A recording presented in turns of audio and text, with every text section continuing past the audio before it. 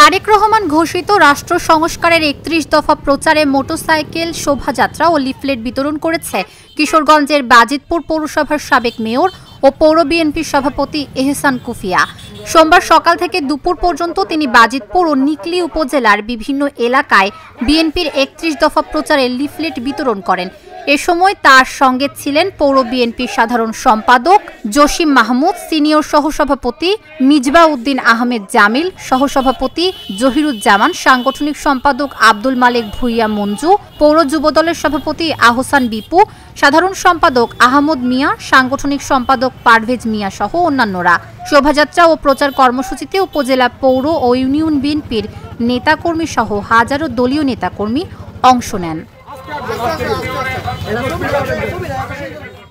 কর্মসূচির মূল উদ্দেশ্য হল, আপনারা জানেন দীর্ঘদিন আগে জনাব তারেক রহমান সাহেবই সবার আগে ৩১ দফাটা দিয়েছে, যেটা সকল সংস্কার ৩১ দফার মধ্যে আছে।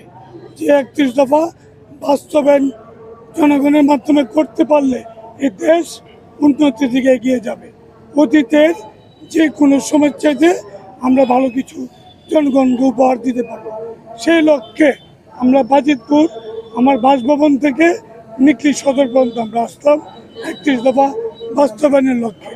শরিক দল হিসেবে আমাদের জোটের সাথে আছে, এটা হলো বিএনপির সিট। আপনারা জানেন এখানে বিএনপিকে লালন পালন করে আমরা এতদিন আসছি। ৫০ বছরে কোনো শরিক দল আমরা এখানে দেখি নাই। এখানে বিএনপির নেতাকর্মীরা মেনে নিলে, তারেক রহমান নির্দেশ দিলে, সব নির্দেশ দিলে আমরা সেটা মানবো।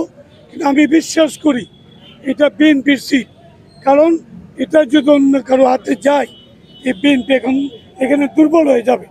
এই বিএনপিকে বাঁচিয়ে রাখতে হলে সৎ যোগ্য যে কোনো ব্যক্তি হোক, সৎ যোগ্য বিএনপির ভিতর থেকে দিতে হবে, তার কোনো বিকল্প